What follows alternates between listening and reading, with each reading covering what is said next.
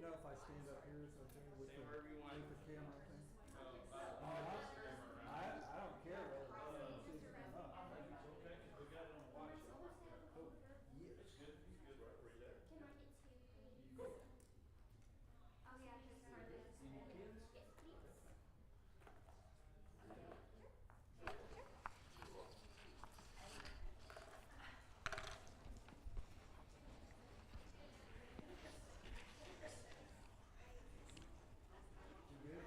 We good? We good, Chandler? Ooh, okay. We have, between tonight and tomorrow night, we've got approximately 80 minutes to do what I do when I go to congregations in about a day and a half. So it's going to be very abbreviated, but I try to make this kind of session as practical as possible because if we do this right, you won't have to ask me back. And it's not that I don't want to come back, it's just let's try to do it right. Let's keep this guy out of this building. Yeah, I got you. All right. So it is, I have developed this, as I've mentioned before, it's a little over 25 years now of what I have shared with congregations over the last 10 years or so. It's very basic, very practical. There's nothing that we're going to talk about tonight that you don't already know. But what we're going to do is we're going to try to put it in a framework where you can actually do something with it, and perhaps you will have the intended result of what we're trying to do with this is to have a more intentional way of trying to reach out to the people around you, the people you already know, people that you don't know today, but that you'll get to know in the future. And so, the reason why I had Andy pass these forms out to you is because what I'd like for you to do right now, and I'm going to sit up here and I'm going to do the same thing, is I want you to, if I can find a pen, see, it gave away all the pens. I want all of us on our sheet to think of between 3 and 5 people that you can think of right now that you think have the greatest probability of coming to Christ because they've shown spiritual interest to you in some way, but they're not Christians. I want their names on the sheet, okay? We're not going to share them. We're not going to share these with each other. This is for you. With my sheet, and I showed that sheet before when I was here before. I have the Bible that I keep losing. The current one I have has 11 names on it. And over the last 3 or 4 years, I've had several of those. And several of the people that have been on my list have become Christians in that amount of time too. So on your list, you need to have between 3 and 5 names. Hey, can we get a couple more of these sheets here? Yes, you can.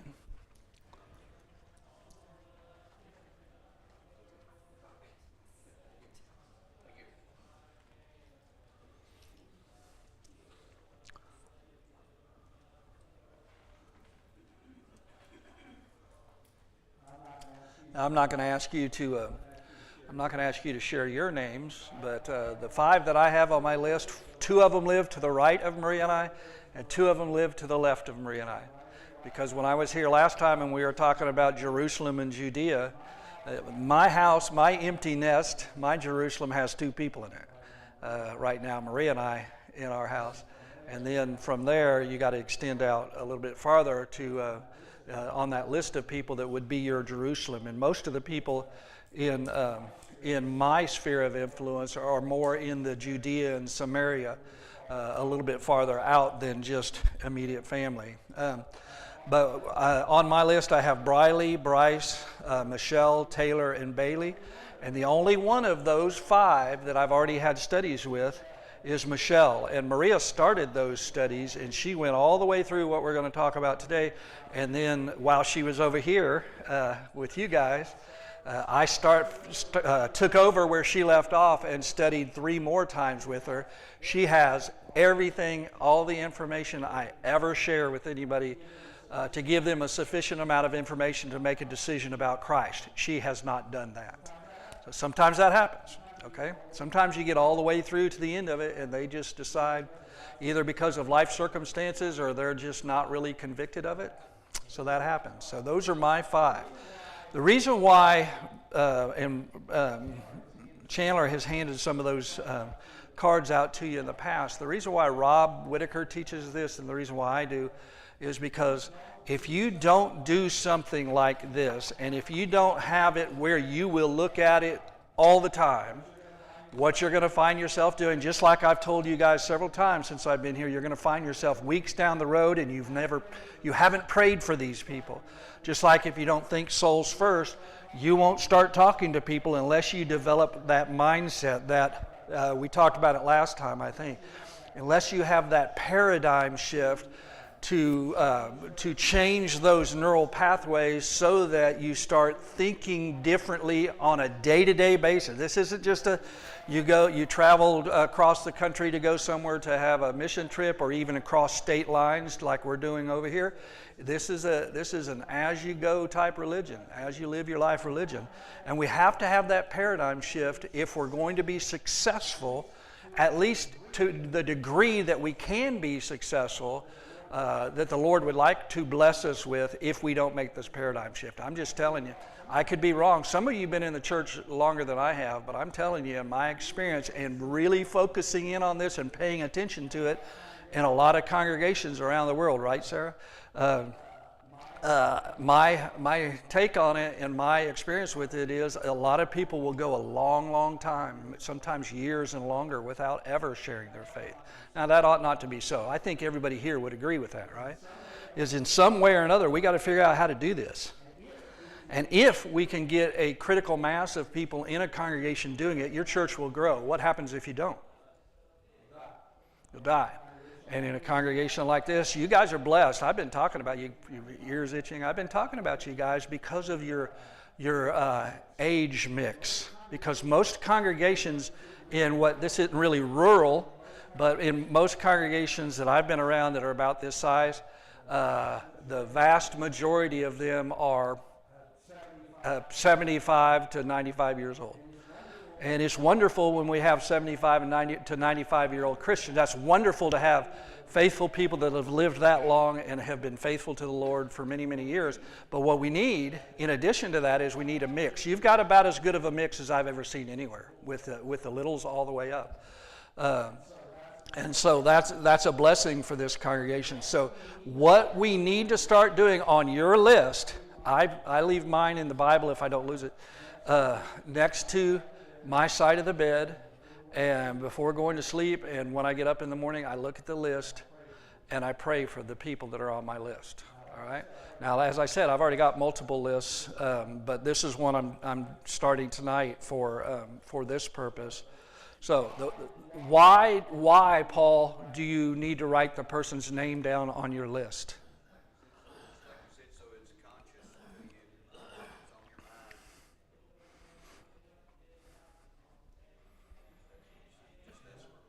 Yeah.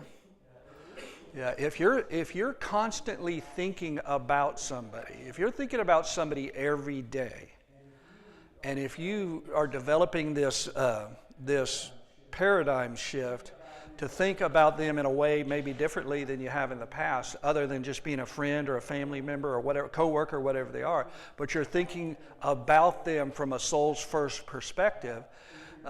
If you're doing that every day, then you'll be more constant in prayer. You won't let time slip by. And we believe, don't we, that the effectual fervent prayer of a righteous person avails much, right? And if we believe that, if we believe ourselves to be trying to do right and be right, then that means that God is listening. And He's going to provide opportunities for those people to hear the gospel. The word, when I was here last time and we talked about this neuroplasticity, we talked about the word transformed, and I went back and did some more study about that, because the word we really need to look at in Romans chapter 12, verse 2 is the phrase that is renewing the mind. We're transformed by the renewing of the mind. And that word, and we can have Chandler pronounce it if he wants to try to pronounce that, it means to invigorate. a complete makeover. Now that sounds a lot like what we talked about neuroplasticity, right? Because when you've lived your whole life and you've been thinking one way your whole life, maybe you've been believing something one way your whole life, and that's what I come up against when I'm studying with people who have been very faithful, sincere people in whatever religion it is that they're in. They've been thinking that way for a long time. So if scientists are right about this, and one of those scientists, you just showed me a text from him, didn't you? Brad Harrop is a neuroscientist, right? They will tell you that if you do that for long enough, it is almost impossible. It's not impossible, but it's almost impossible to change those pathways unless we are very, very intentional about it. And so if we want to invigorate our minds, to have a complete makeover, going from thinking about worldly things to thinking about spiritual things, the only way that's going to happen is if we're very intentional about it. It's not going to happen by accident.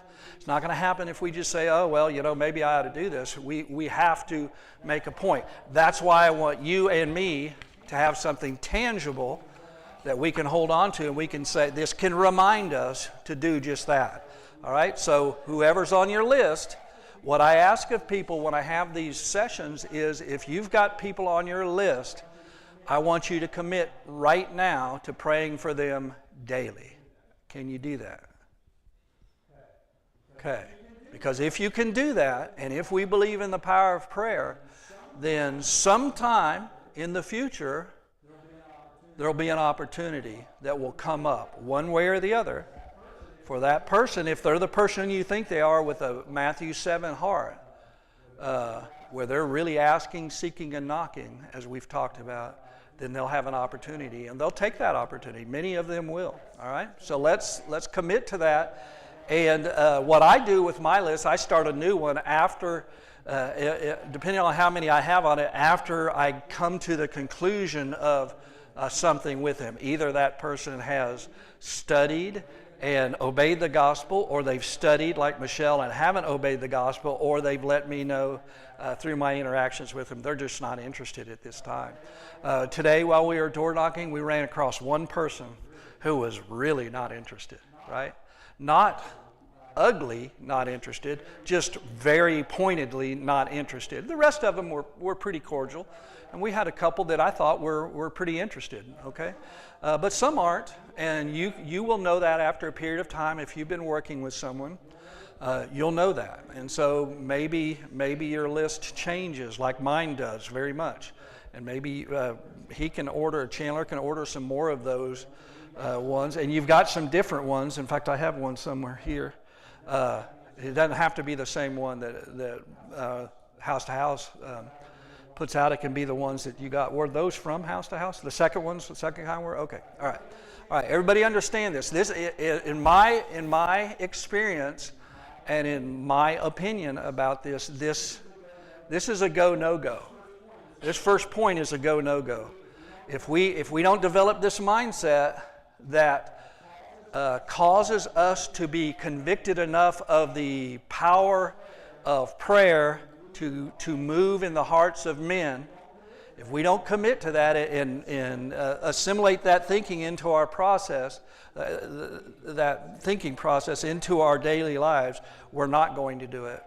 And that person may or may not have an opportunity to obey the gospel. So let's do that. Let's continually work on the people that we're the closest to. That's why I wanted to start with this, because I don't want you thinking about the people we just door knocked, Edie. That's fine. That's great. But that's not where we should start. We should start with people that we already know and we already have relationships with. All right? All right.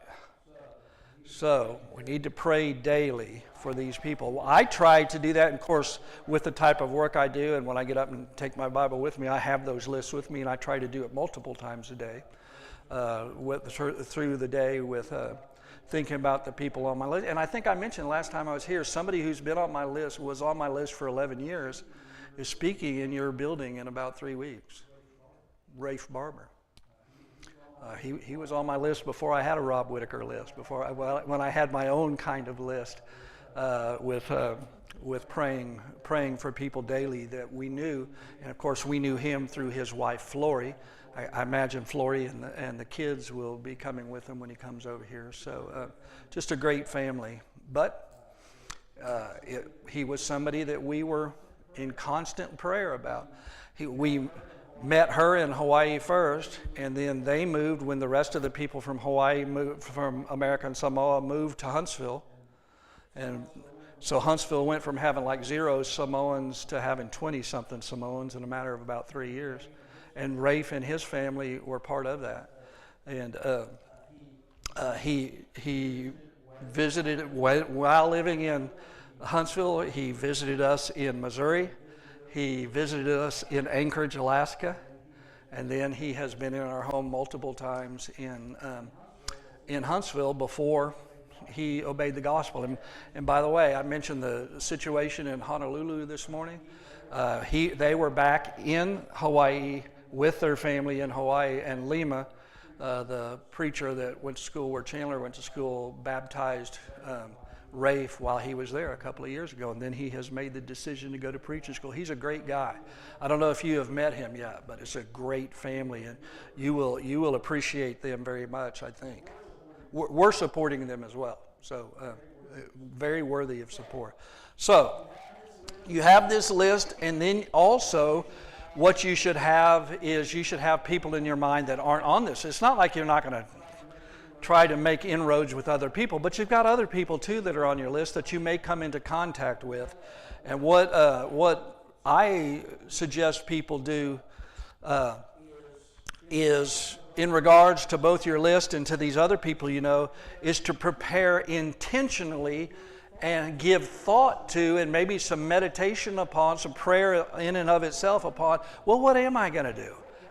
What does this look like when we are trying to reach out to people? So what can I do today? That's what I think about when I wake up in the morning and I'm praying about these people. What can I do? What is practical that I can do in addition to prayer? What could I do to move this person towards a decision point about Christ? Let me ask the question. What do you think a person could do today about somebody that's on your list? What could you do today? Is the first person on your list somebody that lives locally?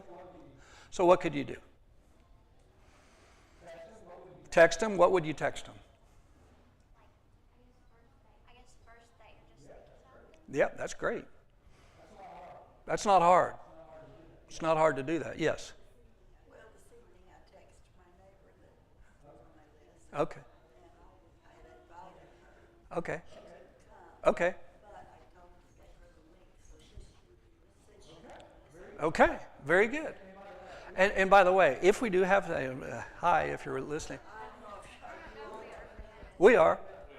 We are. And if you are listening, I'm glad you're listening. And I don't apologize, and Chandler asked me this earlier, I don't apologize for having the ulterior motive of trying to reach people for Jesus Christ. And if I'm helping people improve their ability to do that, and somebody listens to that and that helps that, that's great. Or if they're offended by it, but I'm doing what Jesus would have me to do, then so be it. So we're not going to be offensive in this class, but you know, we are talking about people that are our friends that we're trying to reach with an ulterior motive, right? And that ulterior motive is we want them to know what we know. Not because we're special, because we're not any different than anybody else, but we have come to a knowledge of the truth. Isn't that what God wants? He wants all men to be saved and to come to the knowledge of the truth. And if we've done that and we really believe that, we ought to be willing to share it. Did you have something else? That was it? Yeah. Yeah. Yeah.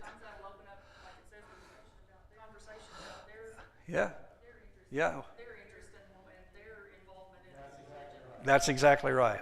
That's exactly right. So those kind of things are exactly what I'm talking about. What can you do today? You could send them a text. You could send them an email. You could call them. You could, if you're a good enough, have a good enough relationship with them, you could go by to see them, right? What about this week? What about something that maybe isn't quite that handy? What could you do this week? Well, the person on the top of my list is the lady who cuts my hair. You could get a haircut. Yeah. You could get a haircut every week. Invite them to lunch or something. Yeah. Yeah, why not? What's wrong with that?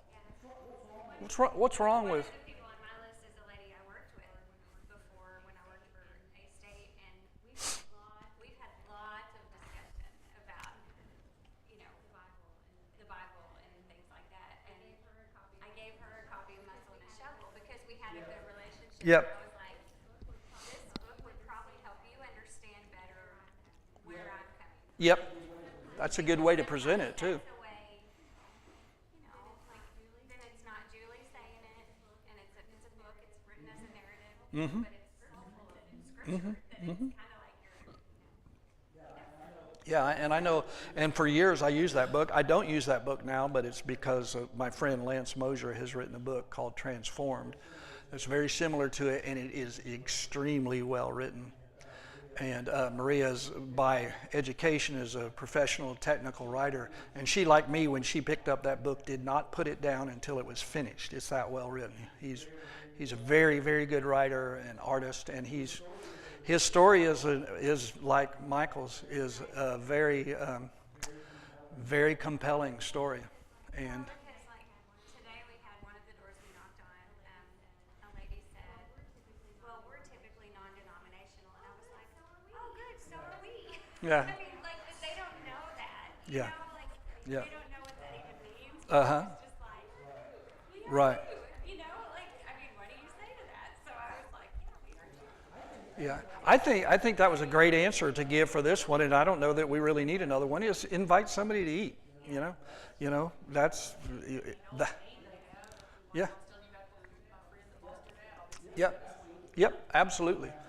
And that book that we sent some over here, and I mentioned it before on page 105, there's 30-something things that are on that list. And that's not an exhaustive list of things that happen in people's lives that cause people to think more deeply about eternal spiritual matters. And when we know that happens, again, not going to apologize or back up from it. If that helps a person come to Christ, and me going to them when they're in the middle of that and trying to comfort them through that and talk to them about the Lord, then I'm going to do that, right? And I don't apologize for that, because that's exactly the way our Lord did it. He reached out to people that were hurting, and we need to be willing to do that. We need to rejoice with those that what? Do rejoice, and weep with them that weep. Weeping with people's no fun. No. I went to see, right before she died, went to see Ruth King. And she was a member of the Memorial Parkway, then Chase Park Church of Christ since the early 60s. And when I walked in the room, I hope my mini stroke never takes this away from me. I walked in, and she's been very special. She and her husband Paul have been very special to us.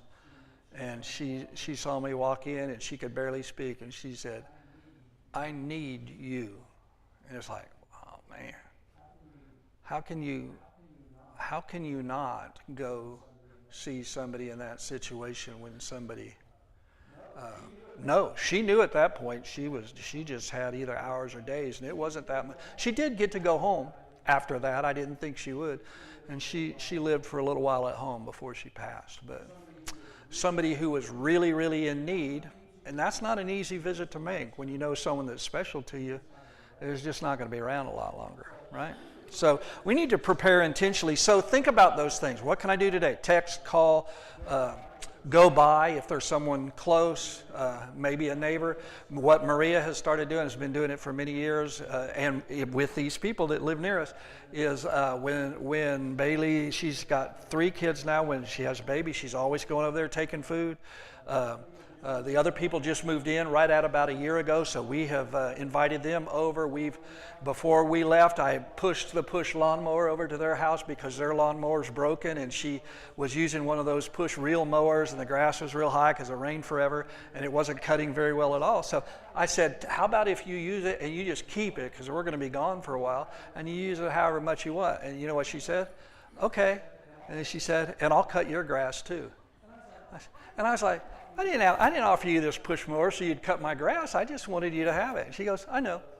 So, you just little by little, Little by little, you're developing relationships with people so that when the time is right, you don't just spring them on them. You don't spring it on them and just say, hey, I met you 5 minutes ago and I want you at my dinner table so I can tell you about Jesus. Because if that's the way you're going to do it, it's never going to work. It's not going to. That's exactly right. It just doesn't work that way. If it ever worked, and I don't think it ever did, if it ever worked, it doesn't work now. And I don't consider myself, because I know a lot of guys that are a whole lot better at this than I am. I don't consider myself an expert at this, but I consider myself to be experienced at it. And that has never worked, not in my experience, that kind of evangelism. So, and then the invite to eat, maybe take them food if they've been in the hospital or a spouse in the hospital. What about on a monthly basis? What might you do on a monthly basis? You might also in that week time frame also send cards. I know they were writing cards today. Cards are extremely powerful. I think I mentioned this before when I had my mini stroke, and we had just got signed up for this Samaritan Ministries, which is the same thing Chandler and Sarah have for their health care needs. When I had that incident, it ended up being like $70-something thousand. Didn't pay a penny, by the way. And the checks started coming in because they send the money directly to the person that has had the medical event. And in those checks, almost every single one of them had a card. And when I was packing to come here, I saw the box of those cards. That's 10 years and 4 months ago that happened. And I still think about the people. I don't know those people. I'll never meet them probably.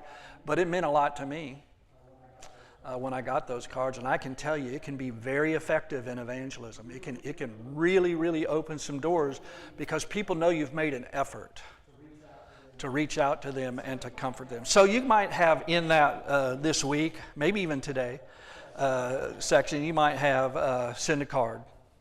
You know, some people even today really like getting handwritten letters rather than a text or an email. You might, if that's something. What about the month? What might you do in a month to encourage somebody? Evangelistically, what might you do?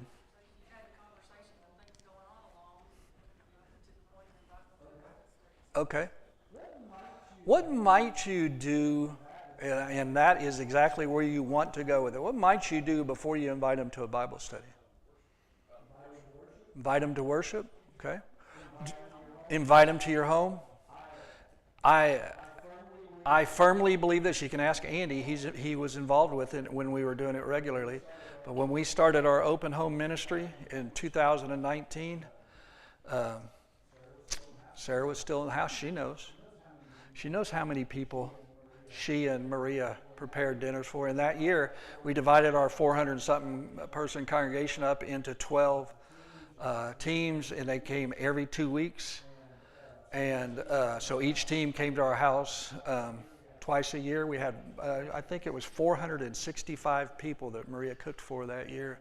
And we used it as an evangelistic outreach, and 35 people from the community came that year, and 5 people from that ended up accepting the offer for a Bible study and were baptized into Christ because we brought them into our home. The home is the second most important tool you have evangelistically, and in our country, we don't use it. We don't use it. Was anyone in here door knocking when I went door knocking today with me? I told him while we were walking up to this house, first their dog, oh yeah, Edie. And I pointed out the person, and they were still on their front porch. I pointed out to them when we were doing this, because we saw them on the front porch because their dog ran out, and we were like, okay, we're going to check this dog out. And it was just real friendly. That dog, not the last dog was not friendly to me, but the first dog was. And I told them before we got within hearing range, I said, this is exactly what my friend, now deceased, Melvin Sapp, looked for when he was prospecting. It's people on the front porch. You know why? Number one, people don't do it anymore.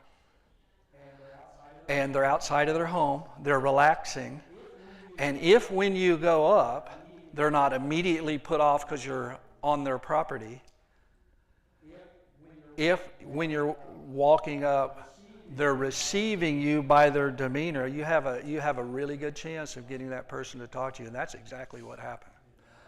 And I'll make sure that he knows which house that is, because I think there's a real possibility there. We had some yesterday, and I guess there was one today that. Will was telling there was a guy on his lawnmower, Yes. riding lawnmower, and ended up talking to him. Melvin Sapp, the one that talked to us about that, started congregations in many, many different cities in South and North Carolina, mostly African American communities and very poor. And he called that technique drive-by shooting, and I really appreciated that. Because if he ever found anybody on the front porch, he told the young brother, he always took a young Christian man with him to mentor him. He told him, this is exactly what we're looking for. And would go up, introduce himself, and the only thing he'd say, and I thought about this after we were door knocking, the only thing he would say when he would walk up, he'd tell him his name, who he is with, and said, we just wanted to see if you had something that you'd like for us to pray with you about. That's all he'd say. And then usually when they said yes, they are the ones that will bring up other spiritual matters, rather than coming across as trying to force something. And he was extremely successful with that. So did we talk about the month? What do you think in the month? Well, yeah, we talked about maybe inviting them into your home. I said it earlier, and I want you to explain to me why I think the home is the second most important thing. What's the first most important tool you have to study with somebody? Your Bible, right? You got to have your Bible, because if you don't open up your Bible, you're no different than the guys that come with the ties on, the two of them that come at once and they're knocking on your door and they want to talk to you.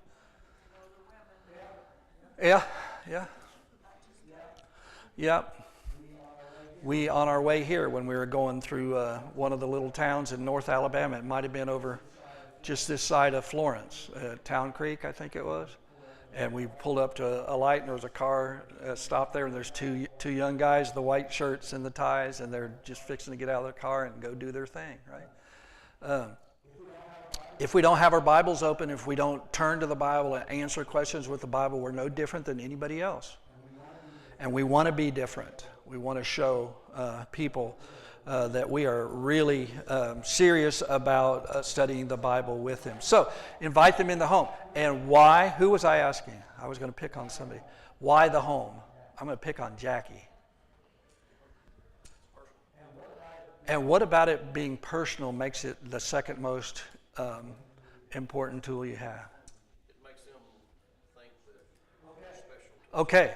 Because you asked him Yes. individually. Yes. Individual come Yes. visit. So it makes them feel That's right. That's exactly right. What else does it do? I'm going to pick on her now. What else does that do when you've invited somebody into your home? What would it do for you? home field advantage.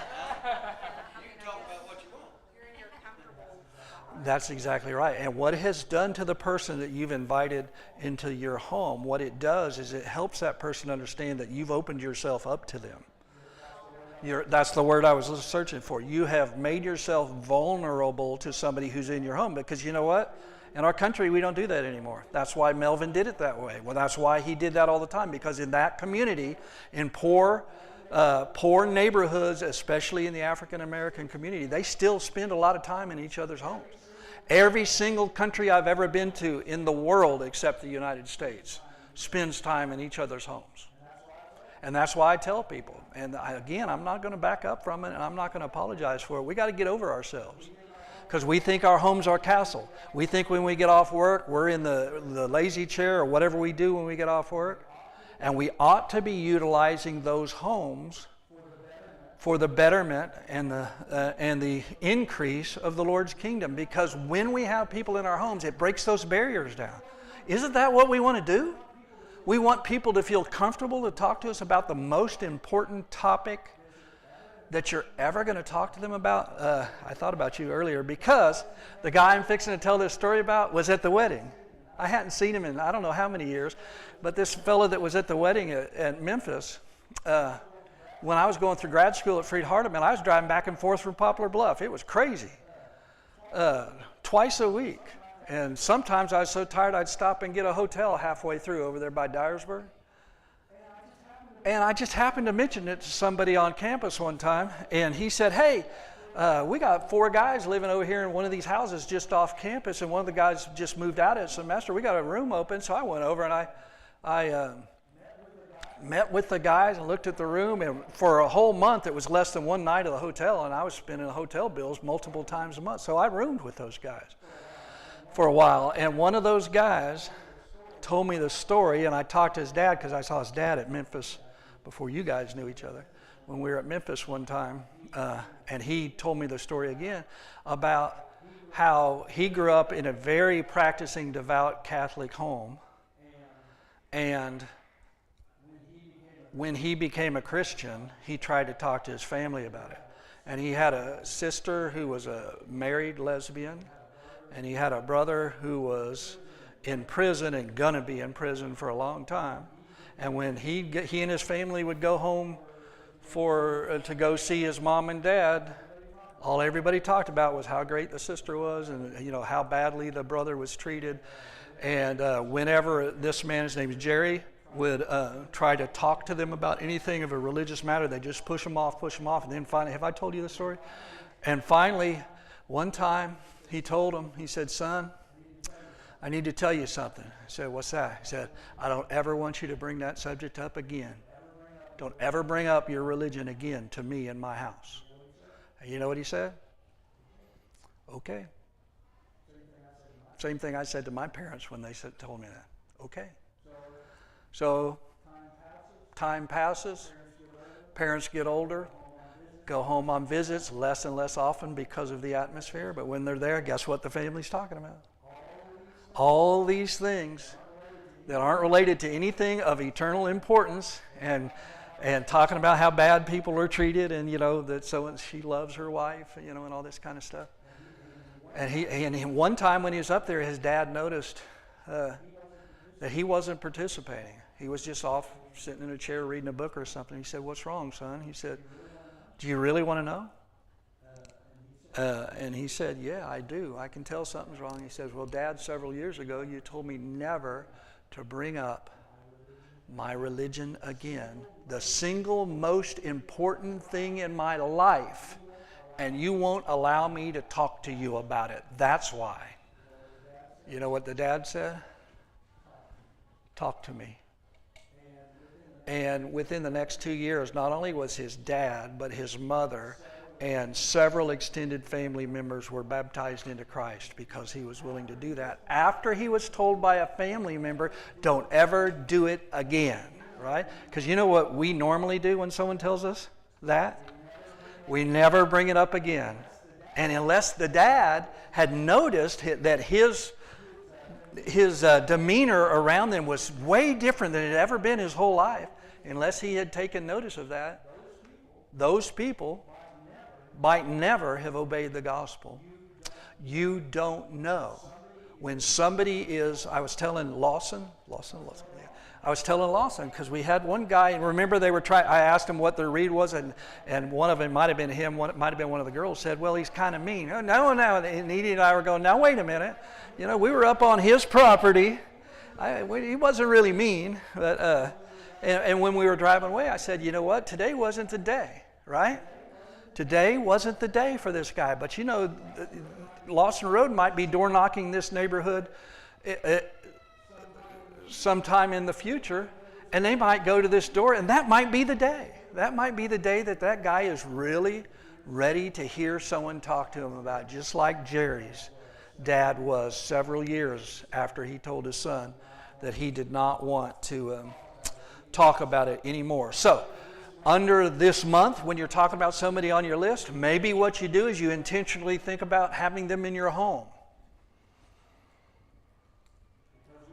Because we don't do that. Good practice on that is have other Christians in the home. Absolutely. Because if you never have anybody in your home, chances are you're not going to church. No, that's right. So, as Christians, we really should have an open house. That's exactly right. And people should be welcome to Yeah. You know, and then, I just barged into her door in our house. All the time. All the- It's, It's isn't it great to be that lady? Isn't it great to be that person? well, even when the kids were smaller and all that, we made sure we had food, or she made sure we had food in the house all the time because the neighbor kids, whatever, they would just come in. And we wanted people to feel like that was their house. Whoever it was. You know, kids, adults, and all that stuff. Let me ask you this. What does it mean when an elder has to be hospitable? And by the way, it's not just elders the Bible talks about being hospitable. What does that word mean? Besides Chandler. He can't answer this one. You're fixing to learn it, and you need to learn it for a lifetime if you're going to eventually be an elder. And not just an elder, but a faithful Christian. The word hospitality comes from a compound Greek word that means lover of strangers. Yeah, I knew you'd know it. You just didn't remember it. You had my mini stroke. He's using my mini stroke to account for his lack of. So didn't that, then back then, the lover of strangers was people were traveling and they needed a place to stay. So hospitality meant a whole lot more then. Oh, absolutely. We had a lady when we were in Stratford, Missouri. When we came back, we were in Poplar Bluff for a while, and then we were in Stratford. And we had a lady. This lady, she's since passed. Sweet lady. Her husband was an elder of the church when he was alive. She was getting close to 100 years old. And we had this guy, this truck driver from San Diego. It was snowing outside. San Diego, the guy had never driven through snow. He's a truck driver. He hadn't gone up north yet. He was headed up to the northeast, and his truck broke down right there at Stratford. And he limped into the truck stop, and he called up at the church building across the highway there, and he said, hey, he told me his name and said, hey, I'm going to be in town a couple of days. You reckon someone can come pick me up to take me to services? Now, think about that. 1,500 miles away from home, trucks broke down. You pass by the church building when you're going into the truck stop, and you see the Church of Christ right there, and the first thing you think about is, I wonder if I could go there tonight, because it was Wednesday. Yes, he was. African-American fella. He came to services that night. This lady, I can't remember her name, Terry Easterly's mom. And she's there at services like she always is, even in the snow, and she's close to 100 years old. And while they're there, he's talking to people, talking to her afterwards. You know what she did? She said, you're not staying in your truck tonight. You're coming to my house. And he stayed at her house for 3 days. You know why she did that? Because when her husband was alive and he was an elder of the church in Stratford, they held a protracted gospel meeting at the Church of Christ there in Stratford, and Marshall Keeble stayed with him. And she remembered that. And she'd spent all those years looking for an opportunity to have somebody in her house again. And here she has it, and she's not going to let this go, and she didn't let it go. Yeah. Mm-hmm. Yeah. Yeah. We need to, a lot of people, when I talk to them about evangelism in the United States, they say the reason why it's harder in the United States is because we're wealthy. I partially agree with that. I do agree that that's a factor to it, but I don't think it's the only factor. I think the other factor is the early church spent a lot of time with each other, away from the building, away from wherever they were worshiping. They spent time with each other every day. That's why the Bible, they did that because the scriptures describe the church as a family.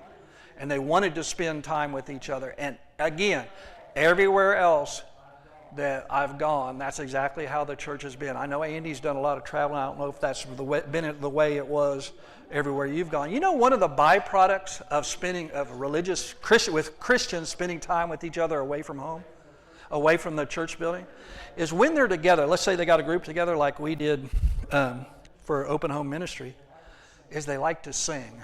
So in foreign countries, people like to sing. What have you noticed about singing in foreign countries? Have you been? I assume you. Yeah, we've been around. Yeah. It sounds good. Let me ask you this. Have you ever been to a congregation in a foreign country where everybody there or anybody there had a songbook? No. You know why? They don't need it. You know why? Because they're singing together all the time. It's like the kids, right? Try handing a songbook to a kid nowadays with the songs they sing. You know what they're going to say? We sing that song all the time. And see what happens when you're together all the time? That's just a byproduct of it. All the songs that they knew and all the songs that you guys know, you know by heart.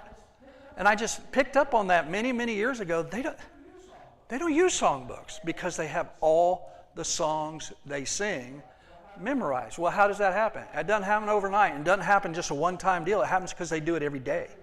They're together and they're singing and they're praising God and they're spending time with each other and they're becoming the family that the scriptures teach that we as Christians need to be in order to be pleasing to God. That's why we've got to spend time with each other outside of the building, and that's a good way to do it. And that's one of the reasons why. Tell me I'm wrong, Chandler. You've been with Rob almost as much as I have. That's why he says always eat. And I say always eat at your house if you can make it happen. Yeah, I was thinking about that earlier when you were talking. Come and see is a powerful phrase. Come and eat is also Yeah, it is. It is. And are we going to stop before 7? Yes. Okay. So since we got halfway through this first sheet and we've only got one night left, I'll go ahead and make another sheet for tomorrow night, but we'll finish this sheet and we will get as far into the second one as we can next time. Thank you very much for your attention and comments. I appreciate it.